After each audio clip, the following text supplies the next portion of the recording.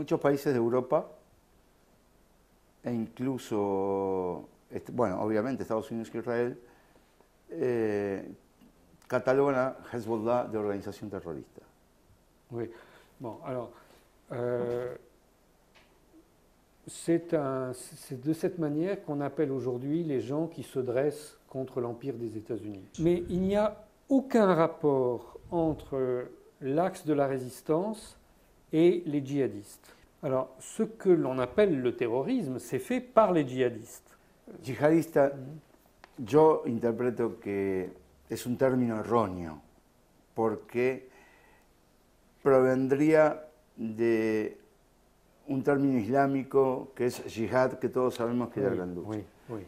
Como oui. para no dar de comer a los que Ok. tergiversan. Pero no importa, está entendido. Para mí son mercenarios. Oui, oui, mais absolument. Mais ce qu'on appelle les djihadistes, en fait, ce sont des gens qui viennent faire la guerre sous les ordres des frères musulmans.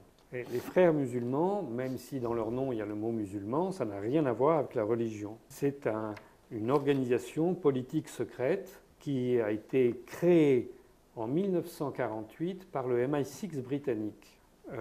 Il y avait avant cela une autre organisation qui avait le même nom, les Frères musulmans, qui avait été créée par Hassan el-Banna, mais cette organisation a été détruite par les Égyptiens à la fin de la Deuxième Guerre mondiale. Donc aujourd'hui, c'est simplement les services secrets britanniques qui manipulent avec des thèmes religieux des gens pour aller se faire massacrer en leur nom.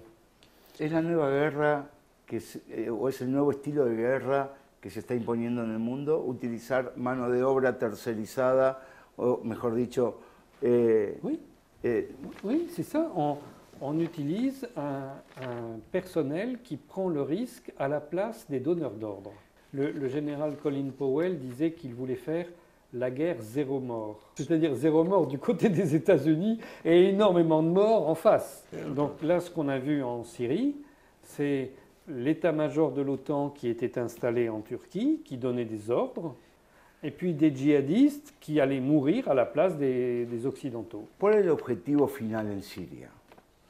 Porque vimos la primavera árabe, sabemos que lo de Túnez, lo de Egipto, en realidad fue que todo cambie para que nada cambie. Ah, oui, oui, bien sûr.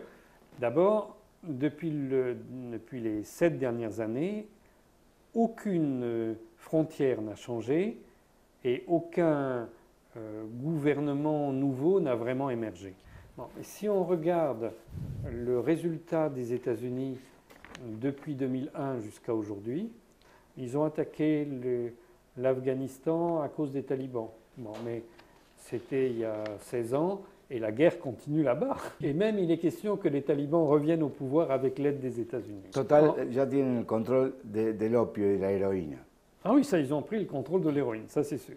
Héroïne que les talibans refusaient, mais que les États-Unis ont installée. En Irak, il fallait renverser Saddam Hussein.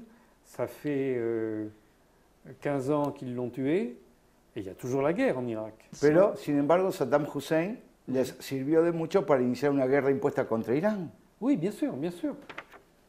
C'était un agent des États-Unis, il avait été recruté quand il était jeune, qui faisait ses études au Caire. Après, il y a eu Muammar Kadhafi. Todos los aliados de Estados Unidos terminan de la misma manera.